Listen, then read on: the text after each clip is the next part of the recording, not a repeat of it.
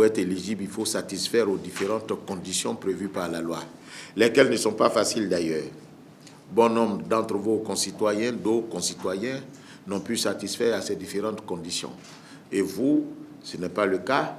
Vous aviez satisfait à ces conditions. Ce faisant, vous méritez d'être félicité par la commission électorale indépendante parce que vous avez donc respecté la loi. Mais l'objectif, ce n'est pas d'être candidat, c'est d'être un candidat élu. Vous partez maintenant vers l'élection. Et pour cela, il faut que les citoyens sachent à qui ils ont affaire. Il faut que les citoyens sachent celui à qui ils ont affaire dit, ou qu'est-ce que celui à qui ils ont affaire leur propose. Et puis ensuite, il faut que le citoyen sache identifier, choisir celui à qui il a affaire dans l'urne. Voilà les trois éléments qui caractérisent l'élection, le processus électoral. Si il est vrai que pour participer à une élection, il faut être candidat, mais il faut également être électeur, mais il faut que le peuple désigne en toute connaissance des causes les candidats. L'essence d'une élection, c'est cela. On a l'impression que l'essence de l'élection, c'est les boutardes, c'est les aspects périphériques à l'élection qui semblent préoccuper les gens. Mais non. L'élection, c'est la rencontre d'un projet de société, d'une offre sociale que fait un candidat à l'endroit du détenteur souverain du peuple, à l'endroit du peuple souverain. Et le peuple souverain, c'est celui-là qui détient le pouvoir. Et il le détient en l'exprimant à travers le bulletin. Ce que vous m'avez proposé me satisfait. Je vous donne mon quitus à travers le bulletin. C'est la rencontre donc de cette offre et du choix fait par le peuple qui constitue l'essence même de l'élection. Voilà pourquoi la campagne pour nous est essentielle. La campagne a trois grands objectifs. Le premier objectif, c'est le peuple qui parle. Mais qui me parle? C'est M. Tan. Mais que me propose-t-il? C'est son projet de société. Et il me plaît. Son projet m'emballe. Comment je fais pour le voter?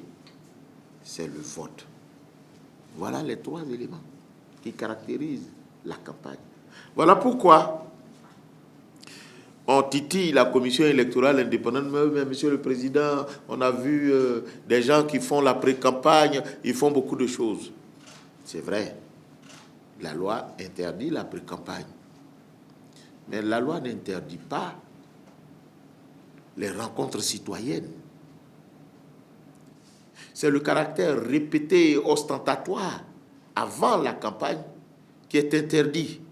Mais les rencontres citoyennes, quand un candidat s'élève, il va rencontrer sa population par groupuscule, sans être ostentatoire.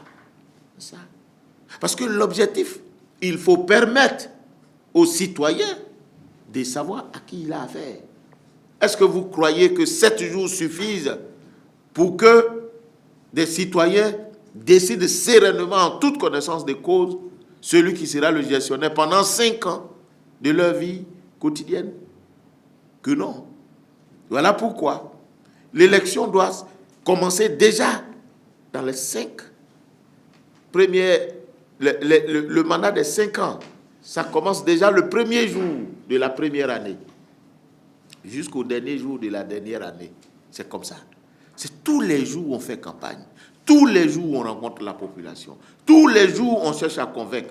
Mais comment voulez-vous que quelqu'un propose de l'eau à un concitoyen quand il ne sait pas ce dont il a besoin? S'il propose de l'eau, c'est parce qu'il a besoin d'eau. Mais pour savoir qu'il a besoin d'eau, il faut l'avoir côtoyé. Mais tu le côtoies comment? Mais à l'occasion d'une rencontre. Voilà pourquoi les rencontres, pour nous, ne doivent pas être proscrites, c'est-à-dire interdites. Moi, j'appelle cela les rencontres citoyennes. Permettre aux candidats ou aux éventuels candidats de rencontrer. Mais il ne faut pas le faire de façon ostentatoire ou de façon répétée avec tambour et grelot. Non, non, non. Là, ça devient la campagne. Mais je me lève le matin, je vais rencontrer des groupuscules de tel quartier pour leur dire « Ah, je suis intéressé, voici ce que je peux faire pour vous. » Ce sont des choses qui peuvent se négocier. Est-ce que vous avez vu la commission électorale parler? Nous ne parlons pas.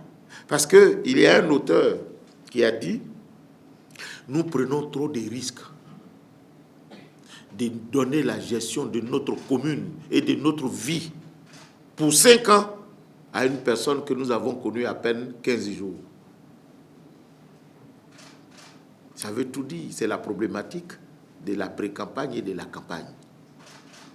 Voilà pourquoi nous, pour confirmer ce que je viens de dire, la loi nous autorise à vous donner des spécimens et des affiches. Les affiches, pour dire quoi? Mais à qui j'ai affaire? À M. Yao Kwame. Si j'ai affaire à M. Yao Kwame, c'est qui M. Yao Kwame? Le visuel, ça me permet de savoir c'est qui. Ensuite, mais qu'est-ce que me dit M. Yao Kwame? C'est la campagne. C'est cette occasion que Yao Kwame, enfin, Yao Kwame, c'est mon directeur de cabinet, je vous dis, ce n'est pas un candidat. Voilà. Alors, M. Yao Kwame viendra dire, moi, je vais vous proposer de l'eau, je vais vous proposer le courant, je vais vous proposer la santé, je vais vous proposer l'éducation. Parce que c'est de ça dont on a besoin pour développer notre région ou bien notre pays. Et il va le faire, il va le dire. Alors, donc, ce faisant, Yao Kwame, il rencontre la population. Alors, quand il finit, il faut apprendre aux gens à voter. Comment le citoyen décide de mettre sa voix entre les mains de Yao Kwame dans l'urne? C'est l'intérêt des spécimens. Donc, vous allez partir, parce que vous aussi, vous êtes des éducateurs. Vous allez apprendre à nos confrères, à nos parents, à nos concitoyens à voter. Je suis au regret de vous le dire, il y a eu trop de bulletins nuls pendant les présidentielles. Mais pourquoi? Parce que vous aussi, vous ne faites pas votre travail. Mais c'est dans votre intérêt premier. Un bulletin nul, il ne profite à personne. Au contraire, il cause un préjudice à la CEI qui a dépensé de l'argent. Parce qu'on ne dépense pas de l'argent pour que le bulletin soit nul. On le dépense pour qu'il soit utile. Or, il est nul. Parce que la personne n'a pas pu voter utilement. Mais le bulletin est nul quand on n'arrive pas à déceler la volonté de l'électeur. Parce que c'est de ça qu'il s'agit. Donc, allez leur apprendre comment on vote.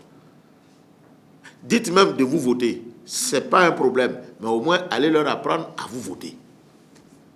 Et c'est pour ça qu'on vous remet les spécimens de bulletins. On vous remet les affiches pour revenir là-dessus, pour que tout simplement vous sachiez, ça vous donne l'occasion de savoir qui vous êtes physiquement, et puis la campagne, l'occasion aussi pour présenter votre projet de société à la communauté. Donc, mesdames et messieurs, voici l'objet de notre rencontre et voici le sens de la remise des affiches et des spécimens. Je voudrais encore, au nom de la commission électorale indépendante, vous exprimer toute notre gratitude pour vous être déplacés, pour répondre à cette invitation. Il y a bon nombre d'entre vous, candidats, qui m'ont appelé pour me dire « Monsieur le Président, on n'a même pas de temps et puis vous voulez qu'on vienne encore pour prendre des affiches. Est-ce qu'on peut se faire représenter ?» J'ai dit « Vous pouvez vous faire représenter. » Il n'y a même pas de problème. Moi, le représentant, vous savez, en français, on dit le représentant, c'est celui qui rend présent l'absent. Le représentant, il rend présent l'absent. Donc, s'il est là, c'est que vous êtes là. Donc, pour moi, il n'y a pas de problème. Donc, on va remettre à ceux qui rendent présents les absents, les affiches. Donc, beaucoup de courage. Allez, vous ne gagnez rien dans les injures. Vous ne gagnez rien à défier l'autorité. Et surtout, vous ne gagnez rien à mettre en mal la cohésion sociale. Quand on dit élection, c'est qu'il y a la paix. Aucun de nos parents ne sortira quand il y a un coup de feu.